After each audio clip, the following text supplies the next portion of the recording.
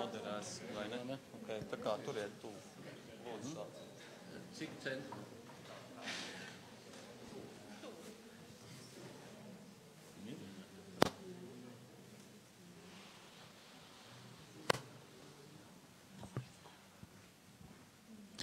Ras. Nē. Kur bija pa tiltu? Kā būve pieder mājoklim? Atbild uz šo jautājumu mums skaidros, kas īsti ir būve, domājot iz mājošanas būtības. Mēs aprobežosimies ar būvniecības lietu, izbūves nozīmē un taujāsim, kas ir uzbūvēta lieta. Tilts var kalpot par piemēru mūsu pārdomām. Tilts šūpo pār straumi, liegi un jaudīgi. Tas ne tikai savieno jau esošos krastus. Krasti atklājas kā krasti, vien šķērsojot tiltu. Tilts ļauj tiem pašiem nostāties vienam pret otru. Tilta dēļ otrs krasts savietojas ar pirmo. Turklāt krasti nestiepjas gar straumi kā vienaldzīgas sauszemes robežjoslas. Līdz ar krastiem tilts ienes straumē viena un otra krasta ainavas plašumu. Tas novieto straumi, krastus un krastmalu samērojamā netālienē. Tilts pulcē zemi kā ainava ap straumi.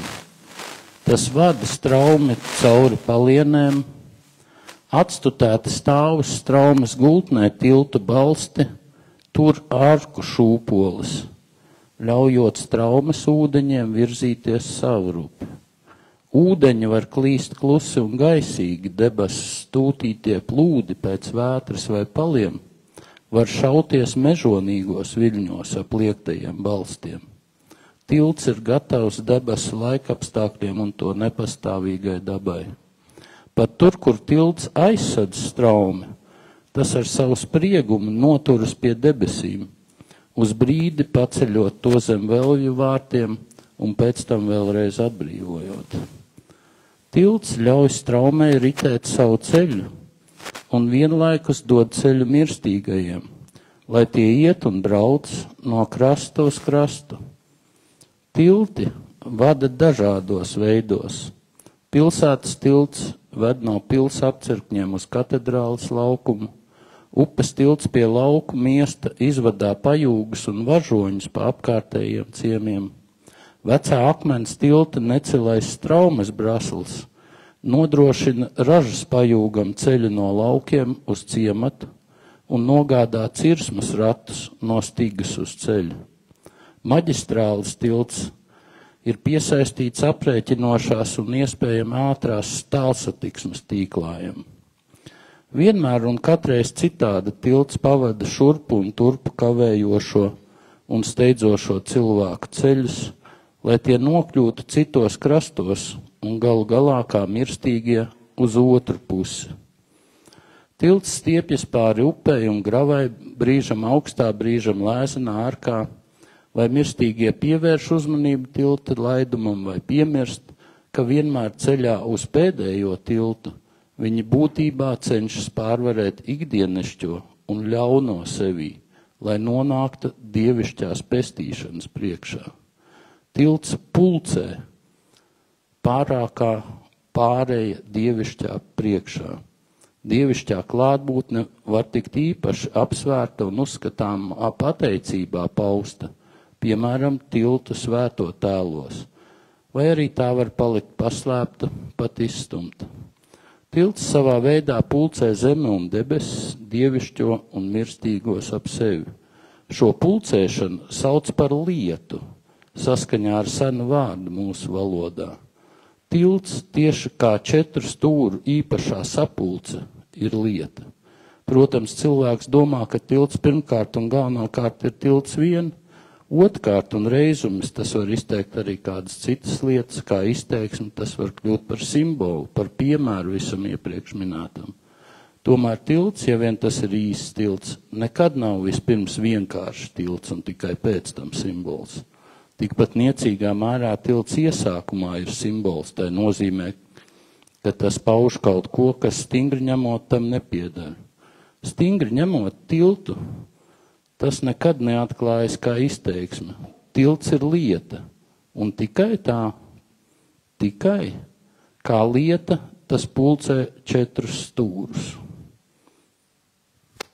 Paldies. Es piedāvāju aplausus.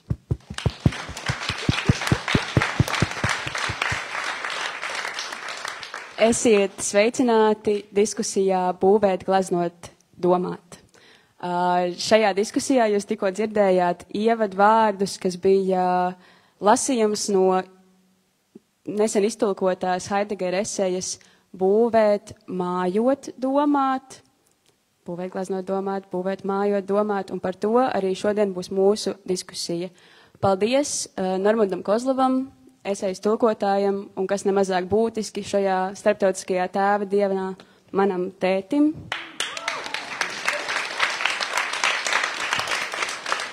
Ar ko kopā un sadarbībā arī ar manu mammu šis tulkojums ir tapis. Man liekas, to ir svarīgi pieminēt, jo tomēr Eglīša darbi, savvaļa, piemēram, tieši tāda arī man ir atklājusies ļoti mājīga un ģimeniska. Lūk, šodien būtu svarīgi pieminēt Heidegera sakarā, ka viņam pārmet nacismu. Un jautājums ir, kā tulkot un ko darīt ar Heidegeru šādā kontekstā. Man šķiet, ka piedāvātais tulkojums ir varen vērtīgs un vajadzīgs, tādā nozīmē, ka tas neturpina vāciskās domas diktatūru. Mums, kā tomēr vācu kolonizētai tautai, tas ir būtisks pagrieziena punkts. Tas pārnes Heidegera domas latviskā mājošanā, atklājot to, kā mēs caur savu valodu un caur savu telpu varam atklāt esamību. Lūk. Un tāpēc man ir liels prieks šeit būt kopā ar vizuālajiem māksliniekiem, kas ir paglābti iespējams no valodas slazdiem, ar kuriem jūs labprāt iepazīstināšu mūsu pārējie sarunas dalībnieki. Lūk. Ir viena no krāšņākajām latviešu gleznotājām, kas nodarbojas ar krāsu pētniecību un formu pētniecību savā glezniecībā, Helēna Henriksone.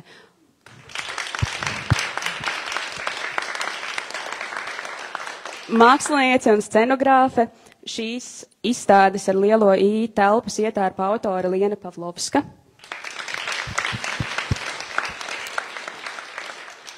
Izstādes ko-autors, gleznotājs, būvnieks, savvaļas dibinātājs, telpas materiāla un kolektivitātes pētnieks Andris Eglītis.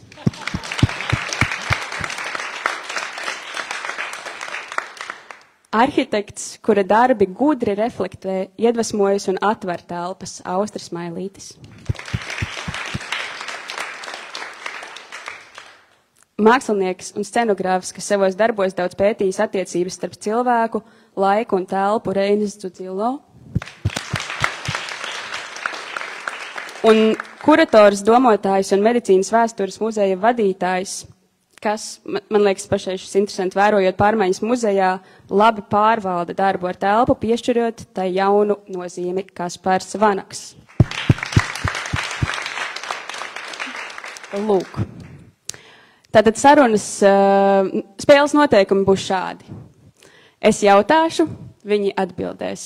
Es bez mākslinieciskām dotībām līdz ar to nespēšu varbūt pietuvoties tiem prakses augstumiem, bet aicināšu viņus pietuvoties man tajos vārdu mazglos, kuros mēs iepinamies caur Heidegeru. Šī saruna ir piesaistīta telpai, kurā mēs atrodamies, kā jau viss šajā pasaulē, kā katrs cilvēks, kā katrs darbs, kas ir arī viens no sarunas tematiem, mēs esam kaut kur. Un iesākumā es gribu jautāt tev, Andri, kāpēc tu būvē? Es varbūt sākšu ar ļoti īsu atbildi un turpināšu ar garāku atbildi. Es būvēju tāpēc, ka gribās. Tā ir īsā atbilde, bet tā garā atbilde. Varbūt ir jāsāk, es gribētu vēl pieminēt Agnēsi Krivadi, kas ir būtiska šīs sarunas iniciātora un dalībniece. Un īstenībā Agnese ir tā, kas pirms, jau, man liekas, vairāk kā 10 gadiem man norādīja uz šo Heidegera eseju. Toreiz es to lasīju angļu tulkojumā, un šī eseja man ir kļuvusi par tādu būtisku atbildi tam, kāpēc es gleznoju un kāpēc es būvēju, un tā ir joprojām. Un respektīvi šī eseja kaut kā man palīdzēja pašam sev skaidrot, kāpēc es gleznoju un kāpēc es būvēju. Un tad tā ļoti vienkāršā atbilde un tā doma, kas visbūtiskākā likās man šajā esejā, ir tā, ka veids, kā mēs eksistējam uz šīs zemes kā cilvēki, mēs mājojam, jeb apdzīvojam. Un tas nozīmē, brīnišķīgajā latviešu tulkojumā, mēs esam kvadratūrā. Un šo kvadratūru veido zeme, debesis, dievišķais un mirstīgie. Un mēs apdzīvojam ne tikai mūsu mājokļus, ne tikai būves, bet mēs apdzīvojam arī savas domas, gleznas, un viss, kur mēs atrodamies ar savu prātu un apziņu, mēs tur iemājojam uz to laiku.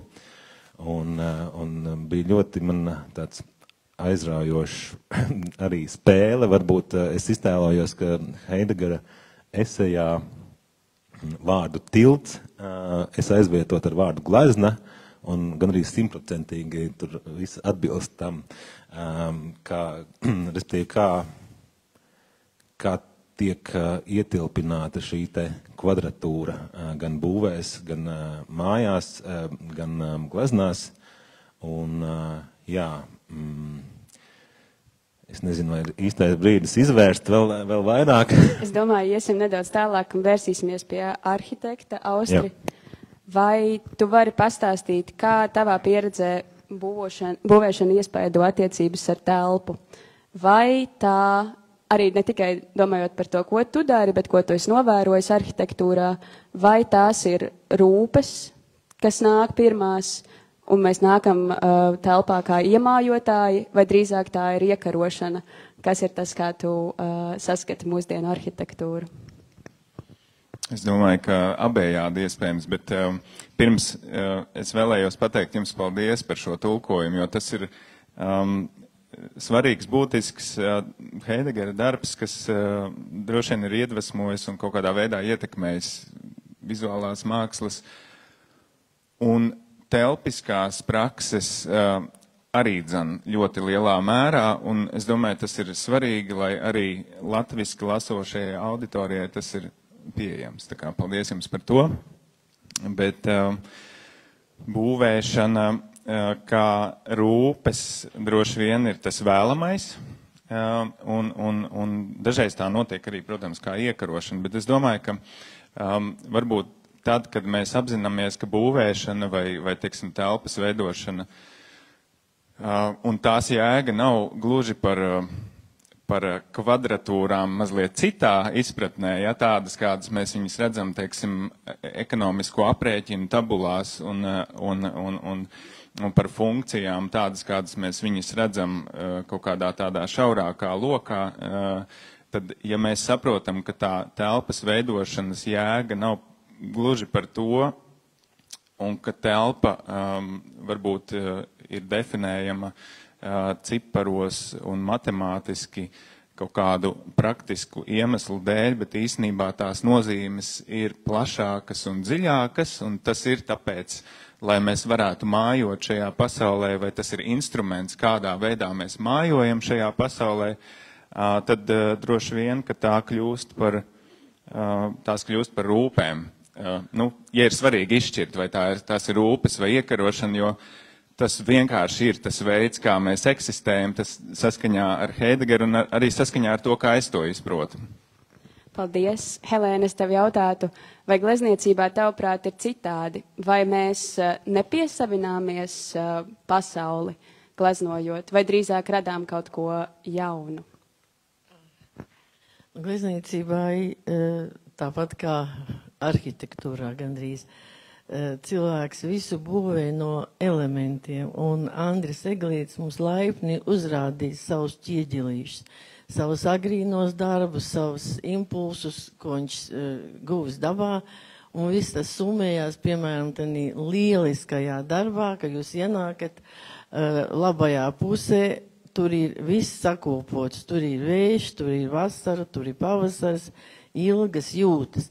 Un man šķiet, ka vissvarīgākais ir tad, kad tu sakūpo visus elementus, lai tu to novestu tik tālu, ka ir nosacījums. Glezna, mākslas darbs bez nosacītības, kaut ko zaudēt. Tas vispār nav mākslas darbs. Tā kā vispārinājums un nosacītība. Tā man liekas. Kas ir nosacījums? Nosacījums ir tas, ka tu celies pāri, priekšmeti iegūst daudz lielāku nozīmi, jo viņi ir savienoti savādāk, kā tu viņus varbūt redzēji dabā. Tur ir pielikts klāt kaut kas, protams, tava enerģija, bet arī tas, kā tu savieto tos ķieģelīšus. Andri, šajā sakarā es gribēju jautāt tev jautājumu, kas mani ļoti kņudināja, kad es pirmoreiz redzēju šo izstādi, tīpaši šo sākuma sēriju Cauri tumsai.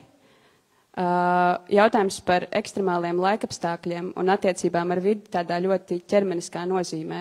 Ko tev tas nozīmē? Kas notiek ar tevi? Kāpēc tu esi izvēlējies, teiksim, iet glaznot dabā, nevis darīt to studijā? Tas ir arī viens tas vienkāršais nosacījums ir gleznojot tajā tiešajā klātbūtnē un ekstremālajos apstākļos, kad nav laika domāt. Un tu pieslēdzies kaut kādiem citiem daudz jaudīgākajiem un intensīvākiem uztveres līdzekļiem un mehānismiem. Un, jā, tā ir tā tiešā pieredze, ka daudzi no tiem darbiem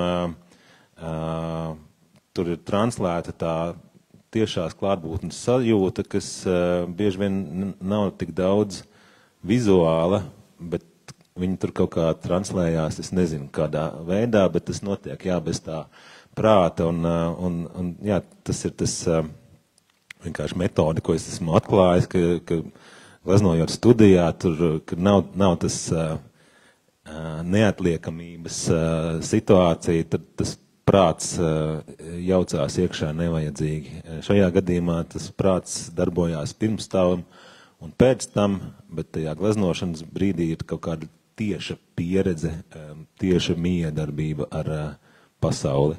Bet tu pats tur esi? Tu esi tur kādā veidā klātesošs? Es arī esmu tur tā... tā kā es iepazinājies ar tiem flow state teoriju, ka tu nonāc tajā flow stateā, kur tu izšķīsti un tu esi viens ar to pasauli, un tur vairs nav svarīgi, cik tur esi tu un vai cik tur neesi, bet jā, tu jūties kaut kā vienots. Helēna, tu piekrīti, vai tu gribēji ko piebilst? Vistiešākā veidā to es gribēju pateikt. Liene, es gribēju tevi jautāt, tad Liene ir šīs izstādes ietērpēja, un es gribēju tevi jautāt, kā tas bija strādāt tādā telpu krustpunktā, jo šeit ir gan muzeja telpa, gan telpas, ko ir radījis Eglītis, un kā to visu, ko tu darīji, kā tu to apstrādāji, laidi caur sevi? Jā, tā arī bija tāda vairāku līmeņu sadarbība, jo es izstādes projektam pieslēdzos brīdī, ka tā telpa īstenībā jau bija tapusi, tā sadarbība tiešā veidā ar muzeja telpu jau bija radīta, jo Eglītis bija uzbūvējis arī maketu un strādājis ar muzeja telpu jau ļoti ilgstoši pirms tam, un ar viņu rītīgi, tā teikt, sadarbojies jau. Plus vēl izstādes kurators Aleksejs Beļēts, kas arī ir ārkārtīgi telpisks domātājs, līdz ar to tas projekts jau bija tā māja, varētu teikt, jau bija uzbūvēta, ja mēs runājam ar atsauci uz eseju. Un es ierados jau tādā tā kā mājā, kur šīs sadarbības ar esošo arhitektūru jau bija radītas. Līdz ar to tas mans uzdevums vairāk bija skatīties un domāt, kā sadarboties ar konkrēti jau radīto pasauli, kas ir jau uzkonstruēta. Un domāt par to, kā palīdzēt kā tai palīdzēt virzīties uz kaut kādu, varbūt, pusi, kā es to redzu un izprotu. Reina, šajā sakarā es gribēju vērsties arī pie tevis kā scenogrāfa. Kāda ir tava pieredze, ieliekot kaut ko telpā, vai tu radi jaunu telpu, vai izdari kaut ko jau ar esošo telpu, un kā tu redzi šīs attiecības? Es redzu droši vien tā, ka telpa rada mani, un tad es mēģinu radīt arī viņu, bet es domāju, ka tā ir pastāvīgs akts, kurš, kā kustība, kur ir bezgalīgi nepieciešama. Un it kā varētu teikt, ka mēs neko neradām, bet es tomēr domāju, ka mēs kaut ko radām, vienkārši šī iemiešošana notiek caur kaut ko esošu jau. Es gribēju jautāt, kas par tavu pieredzi ieejot muzejā, kas bija telpa ar vēsturi vai ne, ar noteiktu nozīmi mūsu sabiedrībā. Man šķiet, tā ir diezgan mainījusies, kopš tu tur esi. Kā tas bija ienākt tur? Tas ir ne par šito muzeju, ja? Jā. Es nezinu, kā to savilkt kopā ar pārējo, bet droši vien, ka mēs jau visi ienākam kaut kādās situācijās, kuras ir uzbūvējuši citi, un tad ir jautājums par to, vai mēs vēlamies tajā mājot, vai mums ir pienākums tajā mājot, kur ir tā uzdrīkstēšanās, ētiskie kaut kādi groži, cik tālu tu kaut ko var mainīt, un to jau mēs ļoti bieži redzam arī tajā pašā Haidegara naidā pret modernismu, kā mainās pilsēta, kā mēs vēlamies varbūt platākas ielas, tad mums atkal tās ielas gribās šaurākas un vairāk kokus, un katrs laikmets nāk ar kādām savām prasībām. Mēs redzam šobrīd, rindu vēsturiskas ēkas, kas piedzīvo pārmaiņas, piemēram, Martas Staņas Dailes teātris, kur pēkšņi tiek pārbūvētas skatuves vai darbinieku kafejnīcas. Un vienmēr ir kaut kāda no vienas puses funkcionālas prasības, kāpēc tas tiek darīts, vai ugunsdrošības prasības, vai veselības prasības, azbests un kas vēl. Un no otras puses atkal tā vēlme kaut ko saglabāt. Un, protams, arī tajā medicīnas vēstures muzejā ir ļoti daudz slāņa vēstures, sākot ar Vācu baltu baronu, kas to ir būvējis bijušajās fortifikācijas teritorijā, pēc tam, tur redz, 20. gados tur ir bijis YMCA, Amerikas kristīgo jaunavu sporta zāle. Un tās ir kaut kādas jaunas telpas, tavuprāt, vai ir kaut kāda, vai ir telpas dvēselīte, kas tur paliek cauri? Es esmu marksists, es Haidegara dvēselītes 4 stūriem, tas nav tā kā mans, nē. Andri, varbūt tu vari oponēt, vai tev arī nešķiet, ka telpa ir kaut kas pats savs, kas paliek cauri pārmaiņām? Haidegara sakarā neiet, man liekas, viņš tur baigi nepieskarās tādām dvēselītēm. Tas viss metafiziskākais ir tas dievišķais jēdziens, bet es to gan muzeja sakarā, gan visu citu telpu sakarā, ka ir kaut kāda telpas būtība, bet viņa var mainīties, un tieši tā, ka tur uz tās pirmās būtības uzslāņojas kaut kas cits, un viņi visu laiku mainās, kaut ko no tā saglabājot, un kaut ko nē. Bet... Es īsi, man baigi sarežģīts, es neesmu filozofs, bet man par to no tās vēstures līnijas, man liekas, tu jau arī pieminēji pašā sākumā, man liekas, kas ir būtiski, pirms mēs runājam par to 4 stūri, kur pašā sākumā Haidegers raksta, ka cilvēks mājo šajās būvēs, viņam viņas, protams, nepatīk, viņš saka, ka viņš tās apdzīvo un tomēr tajās nemitinās, jo apmesties tajās nozīmē tikai to, ka mēs tur rodam patvērumu.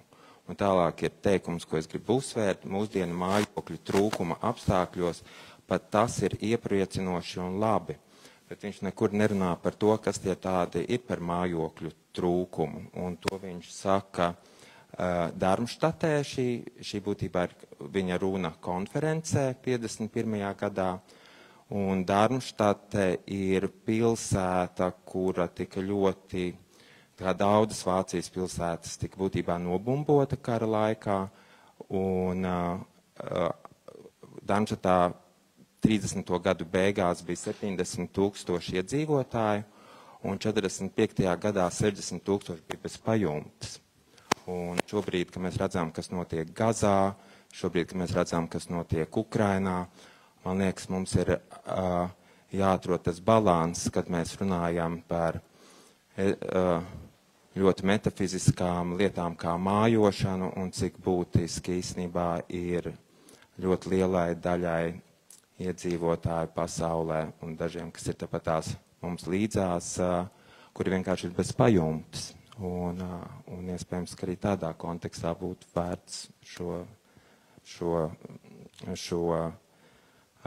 Haidegera uzrunu analizēt, jo viņš jau tomēr bija, kā jau minēja, ļoti cieši saistīts ar nacistisko režīmu un Otrā pasaules karā neatteicās no savas biedra kārtas Nacionālsociālistiskajā partijā. Mikrofons iet ar manis varētu pakomentēt. Šajā te sakarā jau Heidegers arī pēc tam tur min, ka ko nozīmē mājot, ka viņš runā par to patvērumu, un ko nozīmē patvērums, tā ir vieta, kur tu vari būt pats, ka tu vari ļaut savai būtībai būt, un tādā ziņā, man liekas, viņš nošķir to, ka nevienmēr fiziska vieta, kur dzīvot, ietver sevī šo te patvērumu sajūtu, un, man liekas, tādā sakarā gan Ukraina, gan Gaza ir vēl aktuālāk, jā. Jā, turpinot vairāk arī Eglīša domu, es domāju, tā mājošanas ideja ir taisnība, tev ir, Kaspar, ka tur ir arī tas fiziskais un nepieciešamība pēc mītnes vietas, bet tas arī ir par kaut kādu apziņu, kā mēs veidojam, kā mēs varam izdomāt tās savas mājas, kā mēs tās padarām par savām mājām un ļaujam savai būtībai būt. Šajā sakarā, atgriežoties atpakaļ šajā muzejā, man liekas ļoti interesanti, Andri, ko tu stāstīji par dzelteno istabu un par attiecībām starp realitāti un fantastisko arī tavās glaznās. Varbūt tu vari nedaudz izvērst. Jā, es joprojām atsaucoties uz Heidegera tekstu, man arī tā doma ir tāda, kas arī attiektos uz gleznām, ka jebkuras telpas, vietas vai lietas, kuras nav mūsu tiešā tūmā, kuras mēs nevaram aptaustīt, mēs viņas uztveram caur savu uztveri un savu apziņu kā šo lietu idejas. Respektīvi, tas ir, protams, mazliet spekulatīvi, bet tā kā attālumā esošs koks un uzgleznots koks, mēs viņu uztveram diezgan līdzīgi, ja mēs viņu nevaram aptaustīt vai apķert. Un tādā ziņā tās vienkārši man interesē, šīs te iztēles un matērijas attiecības, cik daudz no tā, kur mēs dzīvojam un kā mēs mājojam un kā mēs uztveram pasauli, cik lielā mērā tas ir kaut kas fizisks un taustāms un cik lielā mērā tā ir mūsu vienkārši mentālā telpa,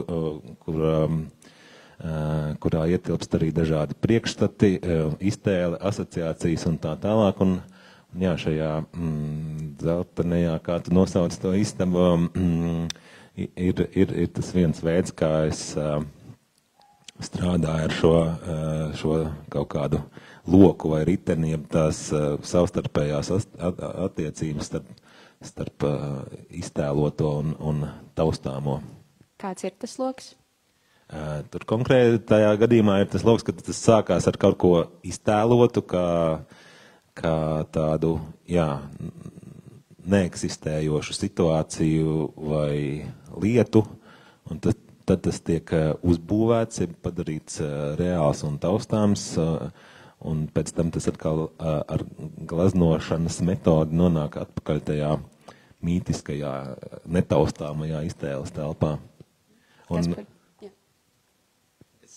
Es īsi paliekt atpakaļ gribēju, un es pēkšņi pamanīju ļoti labu to sakarību par to mājošanu un būvēšanu un pat to nobumboto Darmštati.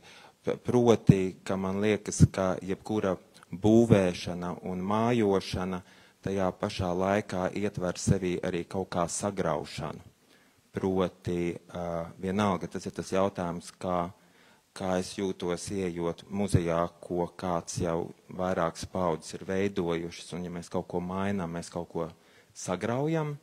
Tieši tāpatās, kā šī te pagaidu konstrukcija, kas šeit ir iebūvēta, viņa ir paņēmusi daļu no meža resursiem, piemēram, vai kas te, kur mēs sēžam, tas ir tā kā nocirsts mežs, ja? Līdz ar ko man liekas, ka tā mājvietas radīšana vienmēr iet kontekstā arī ar iznīcināšanu, kas man likās tā kā atbilde, pabeidzot to pirmo jautājumu. Jā, man liekas, varbūt mēģinot pavērst to tādā pozitīvākā gaismā, Haidegers runā par tādu attieksmi, kur tu nāc domājot caur rūpēm, ka tu nāc tajā vietā, tu radi, tu maini, tu sagrauj, bet tu dari to caur rūpēm, un mūsu sarunā, kas notika pirms pāris nedēļām, mēs runājām par eglīti un aļģēm, un kā viņš varbūt tās aļģes pavērš tādos augstumos, kurās aļģes pat nezināja, ka viņas grib būt.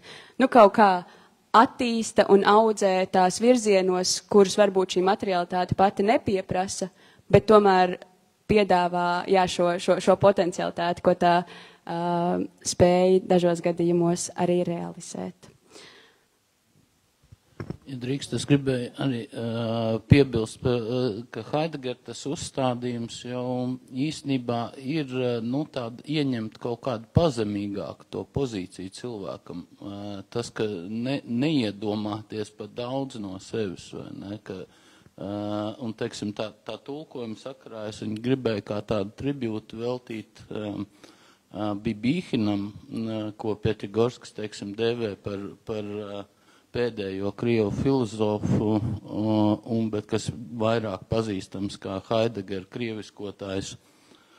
Un viņš, teiksim, runā arī to Heidegger kritiku šīs rietumu civilizācijas, tās ekspansīvās vai ne, tās tehnoloģijas kā likteņi, jā, tas geštel, ko Bibīhins tulkoja kā pastāv, jā, tāds uzstelētais.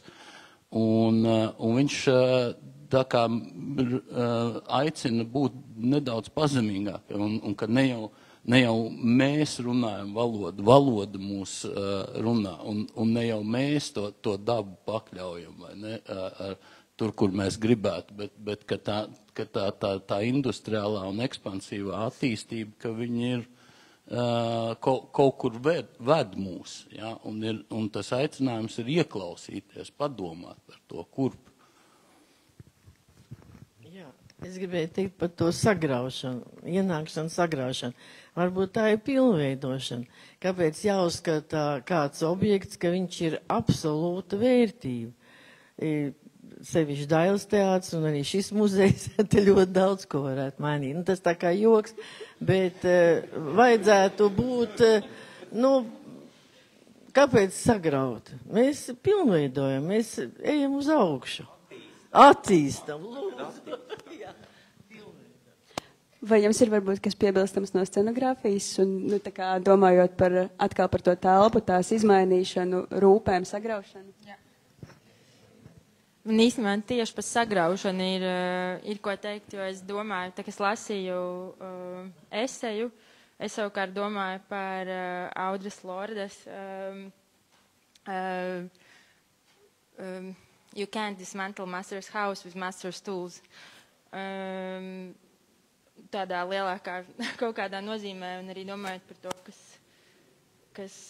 ko Heidegers raksta par valodu, kas tā kā tu neesi valodas māsters, valoda ir tavs māsters, un tad domājot par telpu savukārt, jo es savukārt pārstāvu savukārt to grupu ar māksliniekiem, kas uzskata, ka māksliniekam ir sociāla atbildība, bet viņas slēpjas tādā vairāk telpas apzināšanas un izpratnes vērošanas un pēc tam atbildes formā. Tas man lika daudz domāt par to sagraušanas robežām, jo es savukārt domāju, ka sagraut īsti nevar, jo mēs tāpatās reproducējam kaut kādā formā to, kas jau ir bijis. Lai sagrautu, tur ir vajadzīgs kaut kas bišķiņ radikālāks. Un tās pārmaiņas, ko mēs varam dabūt caur telpu, tādā formā ir ļoti limitētas, kas varbūt ir labi, varbūt slikti, bet tas ir kaut kas tāds interesants, par ko man lika domāt arī šis teksts, jo neizbēgami viņš ir ārkārtīgi rietumu centrisks un arī kaut kādā ziņā tas arī ir jāpiemina. Reini, vai tev ir kaut kas piebilstams? Jā, man bija vairākas domas, kuras parādījās un tad atkal devās prom, bet var atgriezties, mēģināt pie dažām, pie vairākām. Viens bija gan par tiltu, gan par to destrukciju, vai ir iespējams radīt bez destrukcijas klātbūtnes, man liekas, ir, un to arī piemin Heidegers, un to ļoti daudz ir pieminējuši, proti par to mājošanu savā ķermenī, ja proti par to punktu, kas esi tu, kurš pārvietojas telpā, un attiecīgi tavs ceļš ir šī mājokļa veidošana, jeb proti, jā, patstāvīgs kustīgs punkts, kur es esmu pieredzējis vairāk. To, ko Andris teica attiecībā par glāznu kā tiltu, kur viņš ieliek, tad man liekas tajā brīdī, ja mēs ieliekam sevi kā tiltu. Un es atceros divus tādus gadījumus, šķērsojot Daugavu, sen, Rozentāla skolā mācoties, ka Daugava bija aizsalusi, un kad šķērso tos krastus un pats kļūst par tiltu, kurā tu pieredzi telpas jaunradīšanu. Tas ir tāds punkts, kurā grūti kaut kā atrasties, ja nav šie apstākļi kaut kas aizsalst. Vai tajā brīdī ar citu telpu dodoties pārtiltam, kas notika Riteņa gadījumā, kurā es vedu vienu scenogrāfijas maketu, kas ir padusēji iespiežams, bet tajā brīdī tā jau ir doma, kas ceļo, lai vēlāk taptu realizēt, un tajā brīdī, kad tā realizējas, tad atkal notiek kaut kāda šī atgriešanās. Tas gan neko tas atver īstenībā stāstu vienkārši par to paradoksalitāti. Bet atgriežoties, jā, vēlreiz vienkārši par to ķermeni, un varbūt arī par tiem, uz ko Kaspars rosināja domāt, proti bez mājokļu palikušajiem, viņiem tomēr paliek tie mājokļi. Es, protams, runāju no kaut kādas citas pozīcijas, jo es tajā neesmu, bet jā, tas ķermenis paliek klātsošs. To varētu būt līdzīgi salīdzināt arī ar ceļotāju vai svētceļnieku, kurš ir nemitīgā pārvietošanās punktā un kur visa telpa ir tevī un apkārt tev.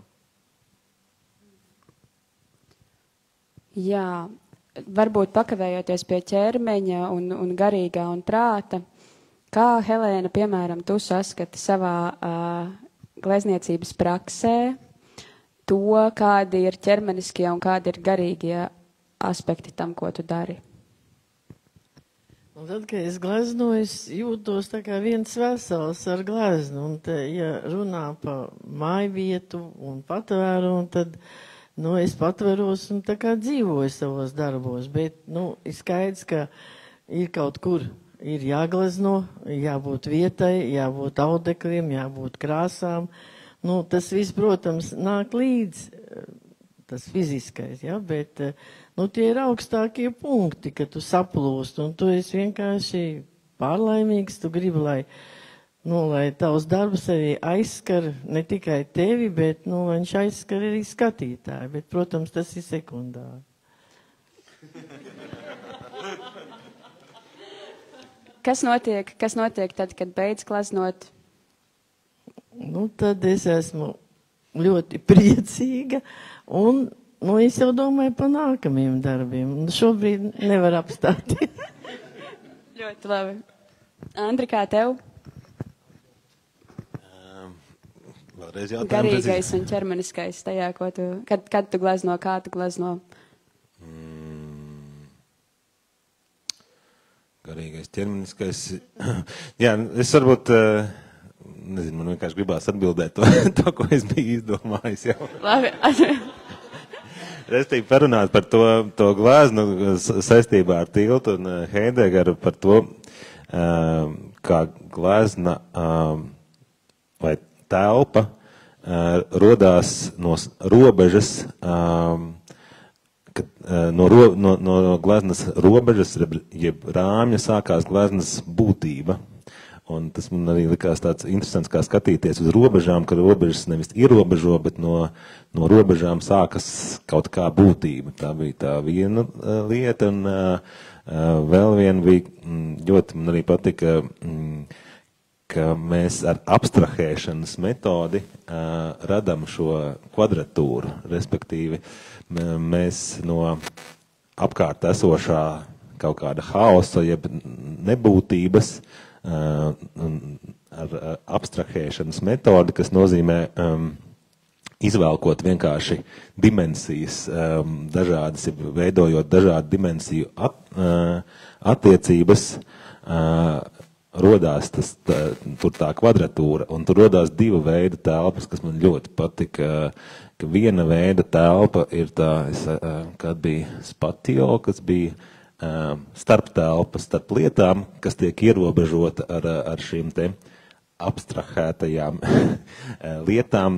Gleznas gadījumā tad ir laukumi, līnijas un tā tālāk, kas arī tīri fiziski es tā kā ļoti atpazinu, ka es nodarbojos ar to abstrakcijas metodi, vienkārši samērojot proporcijas starp līnijām, laukumiem un lietām, un tur ir tā starptelpa, un savukārt tajā starptelpā rodās cita veida telpa, kas ir izplatība. Respektīvi, ka tur ir kaut kā izplatība, un varbūt tas kaut kas ir tas netveramais, ko varētu saukt par garīgo. Un kā tu saproti to, ka glezna attēlo to izvilkto, ka glezna attēlo būtību? Kas ir tā būtība, kas ir tas, ko... Vai tu to spēji formulēt kaut kā citādi, ne caur... Nē, viņa neattēlo, viņa tāpat kā tilts iemieso, un rada rūmi šai te kvadratūrai. Tā arī glezna darbojās tāpat, viņa tā kā rada situāciju un iespēju šai te mājošanai, šī te kvadratūras vai četrstūra nozīmē. Bet tai tomēr kaut kādā mērā ir jārunā caur tēliem. Jā, par tēliem atkal tur man uz Hegeli jāatsaucās, ka tie tēli ir tas, kas ir, tā teikt, dialektikas gala rezultāts, kur visi argumenti un pretargumenti savienojās, jeb apvienojās tēlā. ko mēs uztveram, arī jau kādā tādā ārpus prāta situācijā. Šajā sakarā es gribēju paturpināt jautājumu par mākslas valodu vai alfabētu. Nu, tātad tiem vajadzētu būt tēliem, kas veido to, caur ko glezniecība, piemēram, izsakās. Helēna? Man, piemēram, galvenais ir krāsa. Bet es vēl gribu pateikt, bet lai ko kā mēs nevērtētu, un to var stāstīt par savu darbu, Andris stāsta, bet darbs pats par sevi ir visu to summu ir uzrādījis. Un mēs varam to apspriest, bet galvenais tas ir darbs un tas, ko mēs no tā darba iegūstam.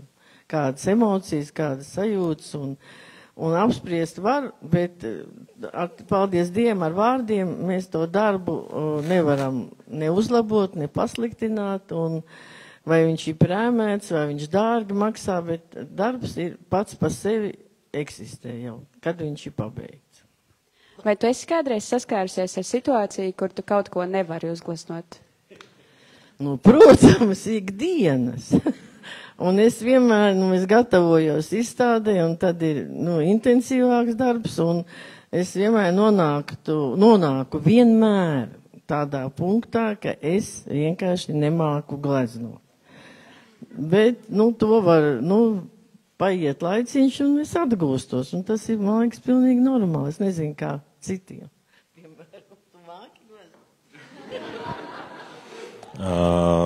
Viena lieta, ko es biju kādu laiku pasniedzējis, un tad es mācīju citiem gleznot. un tagad es saprotu, ka es nevaru iedomāties, kā es varētu kādam mācīt gleznot, jo es tā kā nezinu, kā to mācīt. Ko tur varētu iemācīt, ka tas ir kļuvis kaut kādā tādā esamībā integrēts kaut kā jau savādāk, jā. Bet Liena, savā intervijā, ko var lasīt pirmajā avīzes numurā, tu runā par žestu un par to, kā jūs ar Eglīti esat sarunājušies caur žestiem. Varbūt tu vari paskaidrot, ko tas nozīmē.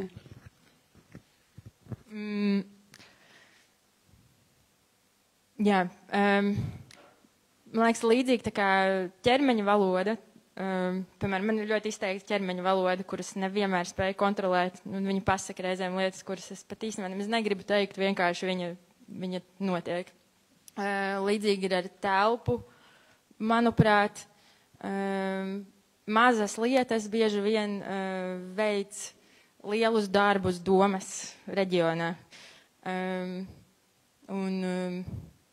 Tad, kad es pieslēdzos tam procesam, es mēģināju rītīgi klausīties un skatīties, kas ir paveikts un kā.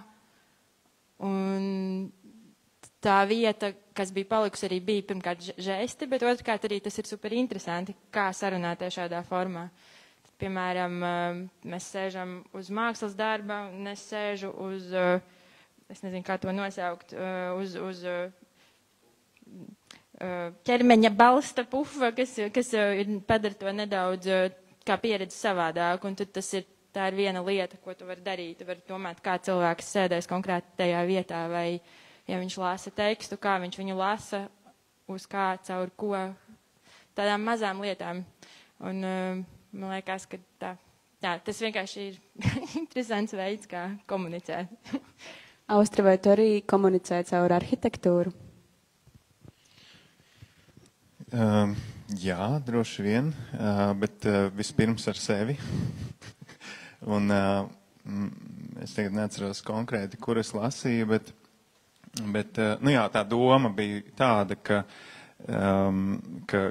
tā radīšana, tās telpas vai droši vien kāda gleznas radīšana vai kāda cita darba radīšana ir vispirms komunicēšana ar sevi vai tā kā tās savas komunicēšana ar savu būtību, izjušana, saprašana, kas tu esi, un tad tas darbs tā kā kļūst par to kaut kādu turpinājumu tam procesam. Tā kā droši vien kaut kas tāds, varbūt bišķiņ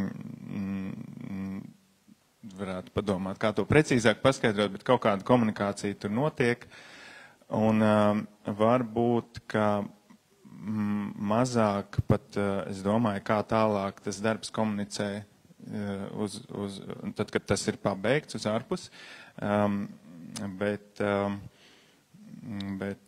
droši vien, ka kaut kas tur notiek, un to tad ir, tā kā vienkārši es tad pieredzu to, kaut kā tā. Andri, vai tev ir svarīgi, ko tavi darbi var radīt citiem cilvēkiem? Tās attiecības tālāk ar skatītāju vai, teiksim, būves apdzīvotāju? Jā, ir svarīgi, bet tajā pašā laikā es arī neņemos to kaut kā kontrolēt. Tos gan gleznas, gan būves ir kaut kādas tās, gan manas pieredzes, gan ekspektācijas un plānotie rezultāti, bet viņas ir kā patstāvīgas būtnes, var ieņemt dažādas, ja tās attiecības ar ārējo pasauli var ļoti dažādi attīstīties un veidoties, un tā kā es to pieņemu, ka tā tas ir, bet jā. Tev nāk prātā kāds gadījums, kur tu biji pārsteigts, ka tā var izrīkoties ar to, ko tu esi būvējis vai gleznojis, vai tā var saprast? Nē, ar gleznām ir diezgan vienkārši, ka viņas var nolikt tādā kontekstā, ka tev gribās raudāt mazliet. Tas viņas ir diezgan neaizsargātas, ka viņas... Tieši tas, tām gleznām ir tas trauslākais, ka viņas var tikt ieliktas kaut kādos kontekstos, situācijās, kur viņas kļūst neaizsargātas. Tieši no tā piedāvātā skata punkta, kā uz viņām skatīties. Ar būvēm sarežģītāk. Nē, bet arī var izmantot dažādi, protams, jā. Tas bija tas jautājums, ko es arī uzstādīju sarunas sākumā par to cieņu, vai ne, kā veidot cieņpilnas attiecības starp to, kas tiek ienests telpā, starp telpu, kas tiek ienesta citā telpā. Jā, varbūt. Jā. Man liekas, varbūt tā mana metoda arī attiecībās ar telpu, ka viņa varbūt nav īpaši saudzīga, bet tajā pašā laikā cieņpilna. Jā. Es varbūt papildinot to iepriekš sacīto, protams, tā kā tas darbs ar sevi ir viena lieta, kas notiek, bet mēs esam atbildīgi par to, kas tur rodās un kā tas, par arhitektūru runājot, noteikti mēs esam atbildīgi par to, kas tur rodās, un par to ir jādomā. Un par to, kas notiks ar citiem cilvēkiem šajā sakrā. Un vēl metot tiltu uz to Heidegeru, tur ir, un varbūt atsaucoties uz to kvadrātmetru sarunu no dzīvojamo platību viedokļa, mēs esam atbildīgi, kas tur rodās no tādiem ne tikai mājokļa, pajumtas jautājumi, bet vēl cilvēka plašākās, garīgās pasaules priekšā. Tā kā es gribēju pateikt to, ka sanāk jau, ja ne komunicēt, tad būt atbildīgiem par to, kā tas tālāk, kādas vibrācijas dod pasaulē. Bet tu paliec arī pats tur mājot, tad, kad darbs ir padarīts un to jau varbūt apdzīvo citi? Kā kuru reizi, tas atkarīgs. Es noteikti tur mājoju, tad, kad tas darbs tiek radīts, un tad tā individuālā mājošana ir svarīga daļa tam procesam, jo tiek domāts par šīm lietām, par to, ko Heidegers saka, uz zemes, zem debesīm, cerot uz Dieva vai uz pazemību pret Dievu un mirstīgajiem. Tad tanī brīdī es mājoju un domāju par šīm lietām, bet kā kuru reizi pēc tā darba pabeigšanas. Ir reizes, kad es turpinu to darīt, un reizes, kad es ļauju citiem to darīt. Nu, tādā pārnestā nozīmē. Jā, Andri, kā tev? Man ir vienkārši šobrīd tāds aktuāls komentārs par to, ka es šobrīd jūtos vienlaicīgi gan priecīgs, gan noraizējies par to, ka šī vieta ir mazliet par šauru šai sarunai.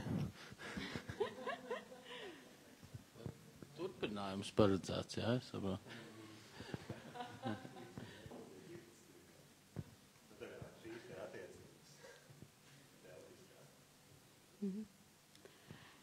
Dažreiz tas ir labi, tas satuvina cilvēkus, un tad šeit tas droši vien notiek. Vai jūs jūtaties tuvu mums? Jūs varat mums pietuvināties arī ar kādu jautājumu vai komentāru par tēmām, kas tika apspriestas. Vai kāds vēlētos tuvoties arī fiziski?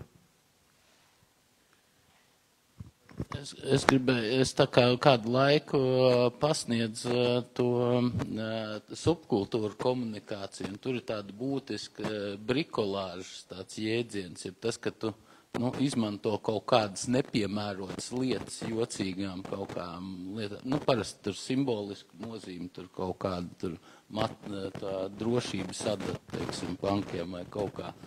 Bet man liekas, ka tā būvējot varbūt bez kaut kāda arhitektūras iesaists un ļoti daudz, kas savvaļā tā būvēts. Es teiksim, to izjūtu kā tādu ļoti radošu procesu tieši lūk šīs te brikolāžas sakarā, ka tu ņem kaut kādas lietas vai ne un prišpandorē viņas tur, kur, un tev jābūt ļoti radošam, lai kaut kā viņas, padarītu lietojamas un priekamājīgas.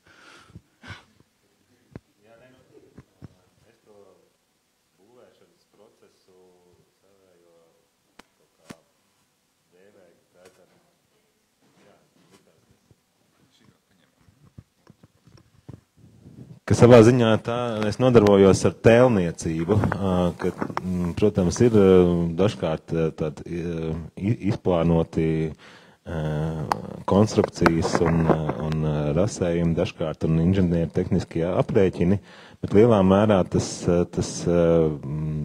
tās būves es veidoju tēlnieciski, tā kā strādājot ar māliem, piemēram, ka tu viņus mīci un formē, un tās nozīmes arī būvējās tajā brīdī, kad tu to dēlīti pieskrūvēji šādi vai šādi, vai tur, ka tas tāpat kā glaznošanas procesā man laikam neinteresē līdz galam tas scenārijs, ka tu visu izdomā un izprojektē un tad realizē, bet kad tev ir tāds sākotnējais priekšstats aptuvens, un tad ļoti daudz, kas dažādas gan formas, gan nozīmes, nianses pienāk klāt tajā procesa gaitā, kas bieži vien ir bijušas pat neprognozētas un neplānotas.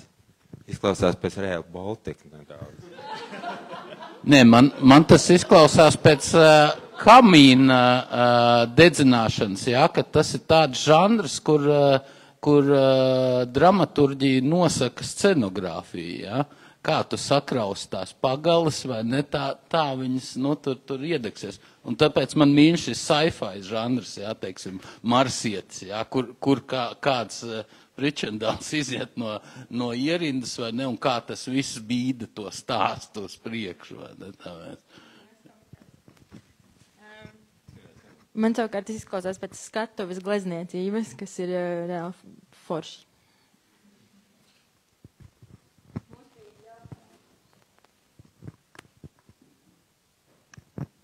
Es gan atzīšos, ka jautājums pats līdz galam nav izdomāts, bet man norizināja Austra teiktais par sākumu.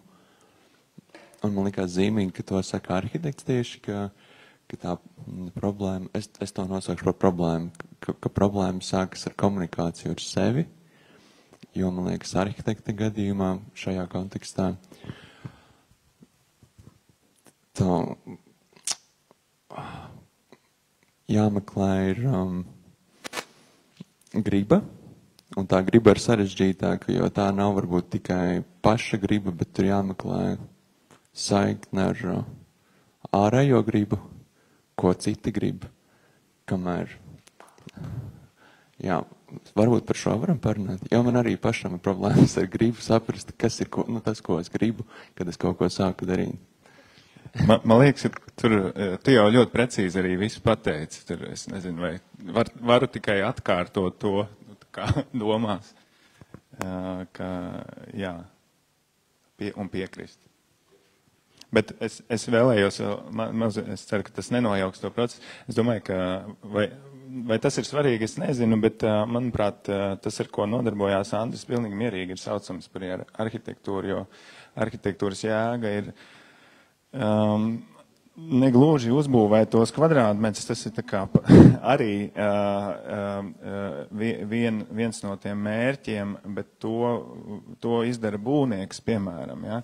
Bet arhitekts un arī Andris, viņam to telpu veidojot un būvējot to Darmštati, piemēram, ja? Viņam ir jāizlem to māju pagriezt vienā vai otrā virzienā, piemēram. Un tas notiks tāpat. Tur tā jēga vienā vai otrā virzienā novietojot to ēku, viņa radīsies. Jautājums, vai tas notiek ar to gribu, ar to vēlēšanu, lai tur varētu ienākt, tā kā metafiziski bišķiņ runājot, tas Heidegera, tas četstūris, ja, lai tur varētu ienākt visas šīs lietas, Dievs, mirstīgie, zeme, debesis, tāda abstraktāka lieta, bet respektīvi veicot to darbību ar telpu, tāpat tās rodās kaut kādas tās nozīmes, jautājums, vai tā jēga, kas tur rodās, ir jēdzīga. Un man liekas, ka tas, ko Andris dara, arī ieejot, piemēram, dabā, un izdarot tur kaut ko, kas jautājums, vai tas ir iebrukums vai kopšana, un es domāju, ka tas drīkst būt abas lietas. Viņš rada to situāciju, un tā situācija ne tikai telpiska, bet viņa ir jēga. Viņš rada jēgu kaut kādu, un tad viņš tālāk ar to var strādāt un transformēt gleznās, un gleznās tā jēga parādās. Es domāju, ka tas ir tāpēc, un tas ir arī tas arhitekta darbs, un to dara arī Eglīts, un tāpēc es domāju, ka mierīgi varētu teikt arī, ka viņš nodarbojas arī ar arhitektūru. Tam šī brīdī varbūt pat nav tik liela nozīme, ja, kurā mēdījā tas tieši notiek. Es gribēju īsi pakomentēt tevis iepriekš teikto, jo man ir jau labu laiku tāda nērtības sajūta. Pirmkārt, tāpēc, ka es nesaprotu, par ko mēs runājam. Un otrkārt, paņemam pretīm tieši tam, ko, pieņemsim, Austra, tu pat tās teici, ka tu kā arhitekts strādā, ka tā ir saruna ar tevi vai komunikācija ar tevi, un tad tālāk jau tur tas ievēršās, ieiet tur tā kvadrātā, mirstīgie un dievi un visi pārējie. Un tagad paņemam, lūk, Austra Smailītis runājās, komunicē ar sevi, kā rezultātā ir dziesmu svētku skatuve, kurā ir, cik vietas ir tiem dziedātājiem tur? 12,000, ja, kas tagad tur stāv uz kaut kā, uz komunikācijas, uz komunikācijas ar Austru, un tajā pašā laikā šis koris un dziesmu svētki ir izteikti ideoloģiski mūsu valstī ievirzīti. Mēs visi vienojamies dziesmā, mēs nerunājam par sociāliem jautājumiem, mēs mēs lamājām valdību, tas mīļākā mūsu brīvā laika pavadīšanas veids, izņemot dziesmu svētkus, ka mēs visi esam vienoti. Un man liekas, ka tas nav, tā nevar interpretēt arhitektūru. Mums ir jāredz arī par to gribu runājot, ko grib lietotājs, ko grib pasūtītājs, neskatoties uz to, ka viņš grib arī droši vien dabūt Eiropas kohēzijas fonda līdzekļus, lai uzbūvētu to skatuvi. Tas nav tikai par šo 4 stūri. Es domāju, ka vairums no mums strādā kaut kā tajā 5 stūrī vai 6 stūrī, un mēs par šiem 2 stūriem vispār šeit nerunājam. Un tas man rada tādu nērtības sajūtu, jo mēs esam visi tik garīgi un tik... mēs radām jēgpilnas jēgas un vēl kaut ko, bet es gribētu tā kā lielāku konkrētību no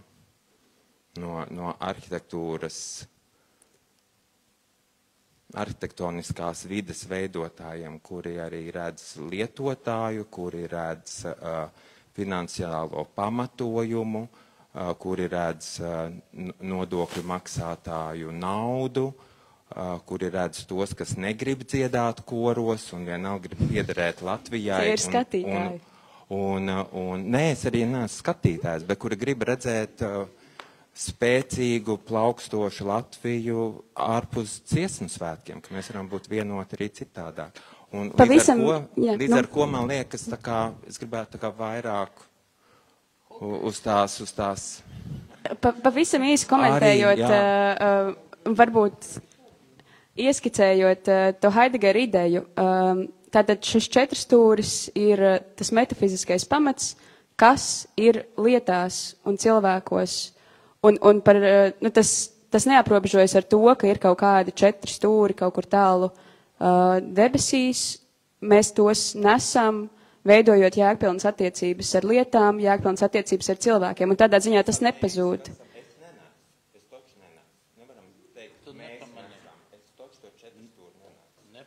Tu viņu kāds neapzinies, tu viņu smagi uz pleciem. Bet es varbūt arī ātru komentāru šim par to gribu, ka es arī formulēju, ka es daudz vairāk uzticos tam, ko es gribu un kas man patīk, nekā tam, ko es domāju konkrētajā brīdī, jo tā griba mums veidojās no visiem šiem aspektiem un kontekstiem. Protams, tas ir jautājums, cik daudz mēs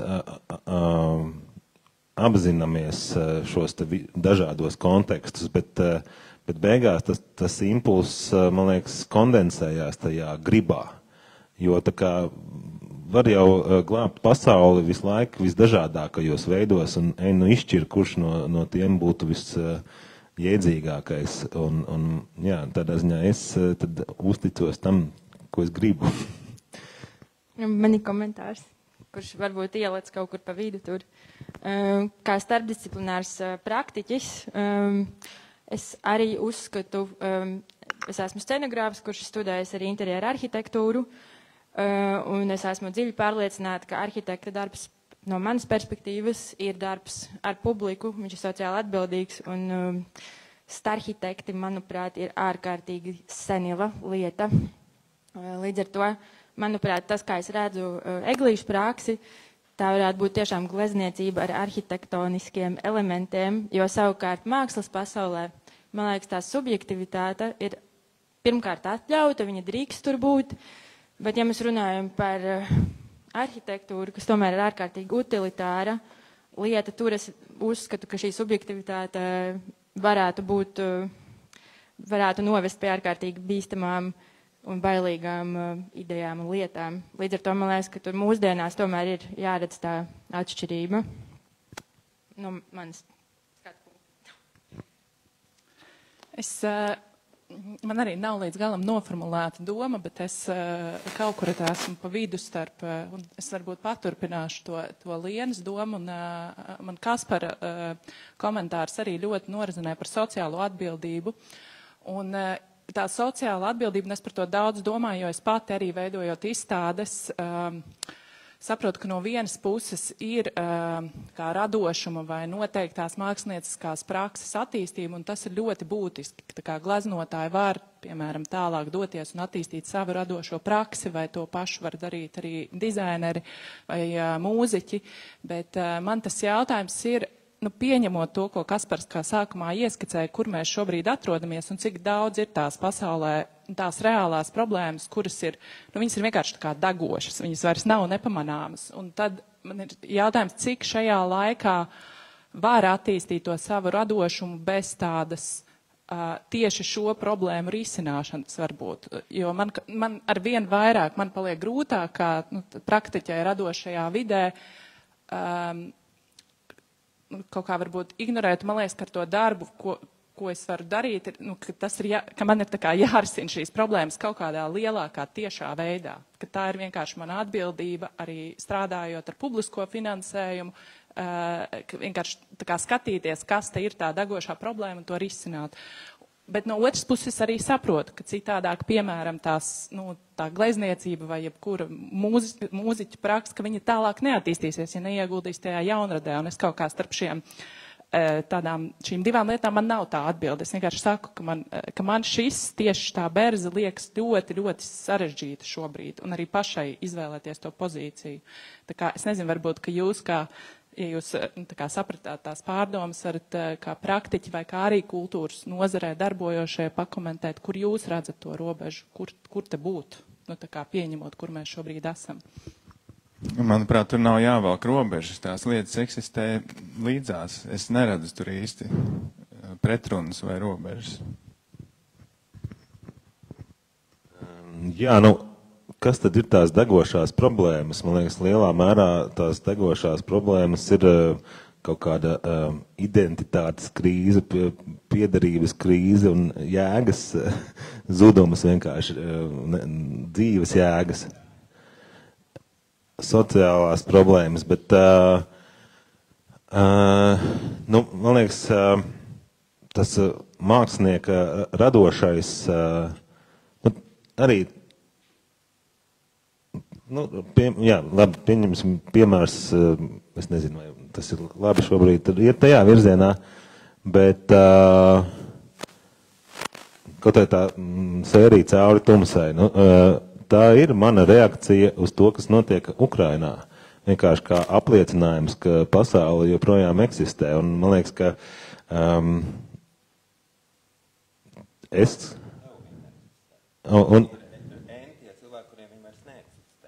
Jā, bet tā kā es redzu sevi to jēgu tajā, kad es tā kā dodu spēku un atgādinu cilvēkiem, ka tā pasaule eksistē. Un es neuzskatu, ka, respektīvi,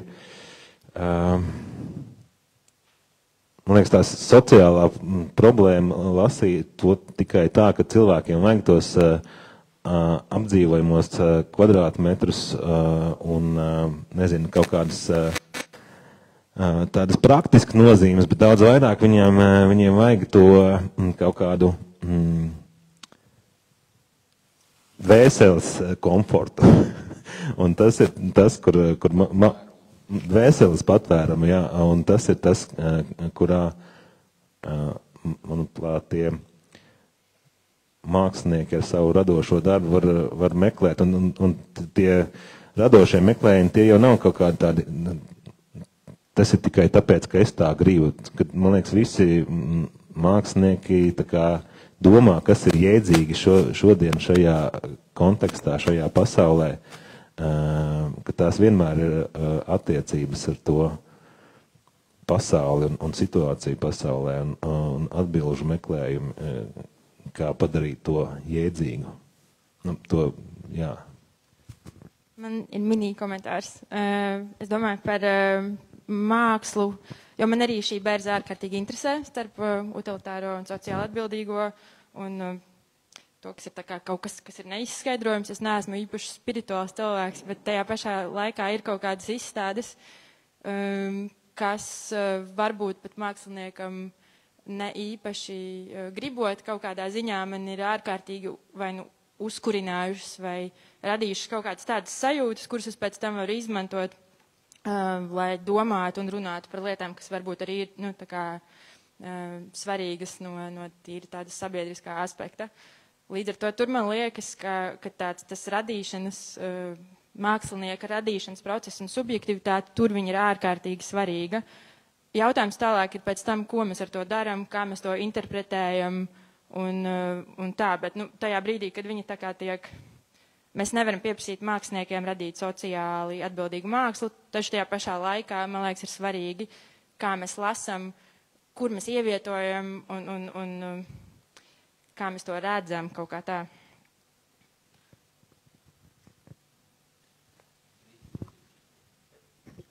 Es pilnīgi piekrītu. Es negribu būt tagad tur sātana advokāts un ir milzīga atšķirība, vai mēs runājam par mākslinieku, vai mēs runājam par arhitektu, ja? Jo arhitekts veido vide, kurā dzīvo kaut kāda noteikta kopiena, un šī kopienai viņai ir zināmas ekspektācijas no šīs te vides, un viņa arī par to maksā.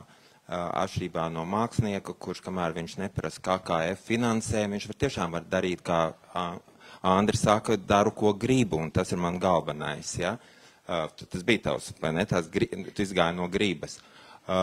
Un paldies, Kitī, jo es saprotu abas šīs te lietas, un es arī esmu tieši,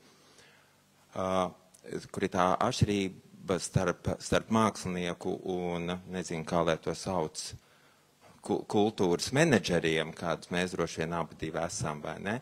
Mums ir jāspēj pēc tam šie te gribas rezultāti ir jāpamato, kāpēc mēs viņus tieši šos gribas rezultātus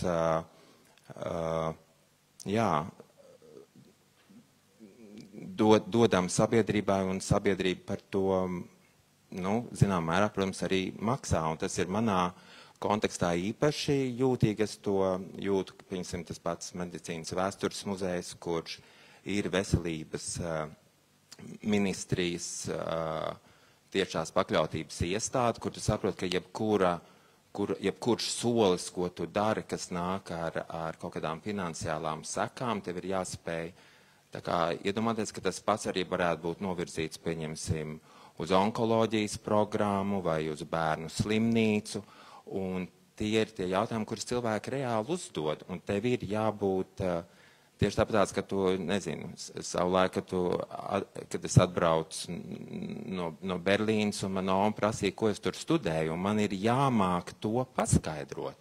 Man ir jāspēj viņai paskaidrot, tāpēc, ka es vēlos arī šo dialogu un šo komunikāciju ne tikai ar sevi, es gribu arī ar savu omi, kura man ir ārkārtīgi būtisks cilvēks. Un ja to mēs spējam, man liekas, tad mēs arī savā starpā spēsim saprasties vai runāties šeit. Es pa ceļam pakomentēšu, bet manuprāt, tas, ko tu dari medicīnas muzejā, tā sākums ir tava radošā griba, nevis sabiedrības pieprasījums. Tā atšķirība ir tā, ka atšķirībā no bet arī jums jau tas pats ir savvaļā. Tā nav mana griba, mēs esam komanda. Un, lai mēs vispār varētu strādāt kopā, mums ir jāatrod katra gribas kopsaucējs, un tad tikai mēs varam iziet tālāk. Jā, bet lielā mērā tas, kas notiek medicīnas muzejā, ir tavas radošās gribas iekustināts, manuprāt. Labi, es tikai par to sociālo atbildību gribēju teikt, ka es pagājušā gadsimta 93. gadā uzgleznoju kolkas, Luterāņu baznīca altāra glezna. Atbildība nenormāla, bet es nebiju tikusies ar draudzi, tā kā vienkārši lasīju Bībeli un arī vairs nebaidījos, ka sāk gleznot, bet man, piemēram, ļoti svarīgi bija tas, ka es gleznoju pa brīvu, bez atlīdzības, un, ja nu kas, es vienkārši to darbu varu savākt, ja? Bet atbildība ir milzīga, un tad vēl es gribēju tādu par arhitektūru. Kaut kā es iegadījos tādā žūrijā, tas arī bija sen, par Gaiziņu kalnu torni. Un tad, tāpēc, ka tā kalna īpašniece bija man pazīstama sieviete no Amerikas. Nu, un tagad es nonāku starp arhitektiem, un, tik sākās. Viens, piemēram, stāsta par savu projektu. Šis tornis būs tāds, ka torņa dēļ ieradīsies no visas Eiropas. Tur būs ugunis, gaismas un tā tālāk. Un katrs daudzināja savu torni, un tad, piemēram, ka es atkal, es iestājos par koku, tāds necils koka. Un, jo man liekas, ka neviens tur nebija ņēmis to vidi, dabu, apkārtni, vērā. Un tad man viena sieviete baigi kliedz virsū, viņa saka, un jūs gribiet gleznot kā Rembrandts, kāpēc jūs tā negleznojat? Es varu gleznot, kā es gribu, jo, nevienam neesmu par to parādā. Tā kā, protams, ka arhitekti ir, tie ir īpaši cilvēki, un tur nav ko teikt. Viss galvenāk. Helēna, bet tu vari drusku pastāstīt tālāk par to altāru gleznu, jo tur taču bija, man liekas, no draudzes, kas teica, ka viņi nevar pie tās altāru gleznas Dievu lūgt. Pastāsti. Nē, mums vēl tagad ģimene bija tāds raidījums televīzijā Brīnumi kolkā. Un rāda viens vecīts laivā dzērājs, tas zvejnieks, kurš nekad nav bijis baznīcā, un šķiet, kādas šausmas, tur vienas asinis un tādas briesmīgas lietas, kas, bet mans tas princips bija, es gribēju, lai Kristus ir dusmīgs, viņš nav nekāds cietējs, jo man likās, lasot Bībeli, tā kā viņš zināja, kas ar viņu notiks, un viņam ir misijas apziņa. Un tā misijas apziņa, man liekas, tas ir viens no galvenajiem virzītājiem cilvēks. Tāpēc, ka viņa ir iedevusi balsi tautai. Es atļaušos, es jau ilgi perinu savu jautājumu. Viņš zināmā mērā ir saistībā ar šo diskusiju par gribu un brīvu gribu un varbūt tām patvaļu, bet es gribēju to diskusiju atvedināt atpakaļ uz to, ko es varbūt nokavēju par savu vaļu. Jo man vienmēr licies interesanti, tagad jautājums māksliniekam Andrim Eglītim, ka ir tā interese par būvi, kas tomēr ir tāds, un es gribētu teikt, ka šis stāsts patiesībā ir par tādu balansa meklēšanu, jo to, ko arhitekts noteikti ar visiem torņiem nevarētu izdarīt, ir uzbūvēt tādu torni, kurš varbūt pat būtu šķīps, un sagāstos, proti. Man tā liekas, ka mākslinieks zināmā mērā dod tādu balansu, un tas ir arī ne tikai tas, ko meklē pats mākslinieks kā šo jēgu, bet arī auditorija vai skatītājs meklē patvērumu, kas ir tajā balansā, un tas ir, zināmā mērā, arī mākslinieka tāds sociālais uzdevums. Laikos, kuros, iespējams, mūsu postmodernajos laikos mēs esam pieraduši sērfot un tādējādi meklēt balansu uz dēļiem dažādiem. Tad tomēr mēs to balansu meklējam. Un šajā ziņā arhitektūra un būve ir labs piemērs tam, ko mēs meklējam. Bet mans jautājums īstenībā pavisam savādāks. Tas ir par vārdiem, jo mana izglītība ir filoloģijā, un tāpēc man droši vien vārdi arī interesē, un šajā Heidegera tekstā arī interesē vārdi un to izcelsme. Man vienmēr licies, ka savvaļa, lai arī šeit, protams, var ielikt ideju par vaļu, brīvi, savu vaļu, tātad iespējams patvaļu, ir par savvaļu tādā nozīmē kā savage vai mežonīgu. Kaut ko mežonīgu, nestrukturētu, un no tā viedokļa būve ir īstenībā kaut kas pilnīgi pretējs. Un tad jautājums, izvēloties vārdu vietai, ko mēs ar to daram? Vai mēs mēģinam to kaut kādā veidā pieradināt, to savvaļīgo tajā, iespējams patvaļīgi, vai tas ir pavisam savādāk, mēs drīzāk novērojam un ļaujam tām impresijām izpausties. Jo ir dažādi. Mans piemērs, lai būtu interesantāk, ir tagad no Islandes, jo mēs bijām vienā tādā nelielā pētījumā pie latviešiem Islandē, un tur, piemēram, latvieši ir atraduši, var teikt, vienīgo vietu, kur netālu no pilsētiņas aug koki, un ir Strautiņš, un kur viņi svin Jāņus, nosaukšu par zaķīšiem. Nu, lūk, kāpēc ne zaķīši, bet savvaļa? Tas ir man jautājums, ja? Nu, es varētu atbildēt, ka, man liekas, lielā mērā tur ir kaut kāda neirolingvistiskā programmēšana, un tiklīdz kaut kas iegūst savu vārdu, tad tas vārds sāk ietekmēt to, kas tas tāds ir. Tas ir arī savvaļas gadījumā, man liekas, es tā tīri kaut kā sadzīviski to vietu bija sācis saukt par savu savvaļas darbnīcu, un kaut kā tad arī tika nolemts, ka tā izstāde sauksies savvaļa, un kopš tā laika tas ir diktējis kaut kādus noteikumus, kas tur notiek un kā tas veidojās, bet jā, mēs tieši sākumā to tulkojām uz angļu vārdu savage, un tad mēs sapratām, ka tieši tur iztrūkst tā savas vaļas aspekts, un jā, šajā Heideggera tulkojumā arī tas patvērums ir tā iespēja būt savā vaļā, savā būtībā, un tur ir tā saspēle starp to mežonību un savu būtību, un līdzīgi arī ar kaut kādām izstādēm vai darbu cikliem es viņus mēģinu pēc iespējas ilgāk nenosaukt vārdā, jo tikko es viņus nosaucu vārdā, tad tas nosaukums sāk diktēt savus noteikumus. Bet man arī ienāca prātā tāda forša anekdota no tā paša, no savvaļas un no kaimiņa. Pirmos gadus tur bija ļoti dubļains ceļš, un lai cilvēkus brīdinātu, mēs bijām pielikuši uzrakstu dubļains ceļš, un tad mēs tur cīnījāmies ar to ceļa dubļainumu vairākus gadus, līdz mans kaimiņš teica, kamēr tu viņu būs nosaucis par dubļainu ceļu, tikmēr viņš būs dubļains ceļš. Un tad mēs to uzrakstu noņēmām, un ceļš vairs nav dubļains. Bet ko šādā arī kontekstā nozīmē, ka šo izstādi sauc izstāde? Aleksējs šeit nav starp mums.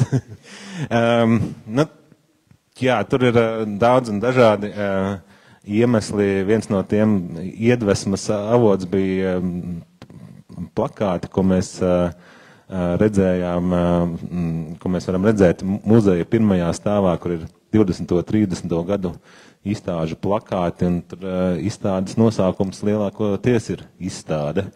Un tas bija tas viens iemesls, un otrs iemesls, ka mēs gribējām arī strādāt ar to,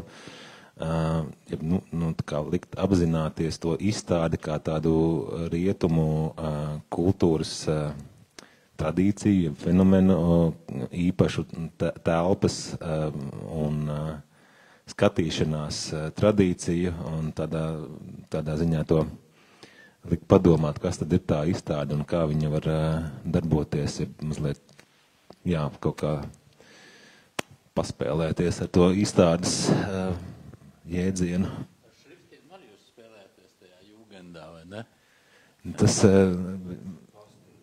Tas ir postinternets, jā. Labi, paldies. Man šķiet, mēs esam tagad apceļojuši jau Kolku un Dubļainus ceļus un atgriežušies atpakaļ izstādē. Un uz šīs nots es vēlos pateikties visiem diskusijas dalībniekiem un klausītājiem un aicinu jūs vēl uzkavēties un varbūt paturpināt sarunas neformālā gaisotnē, iespējams pat KKC, Kaņepes kultūras centrā. Paldies!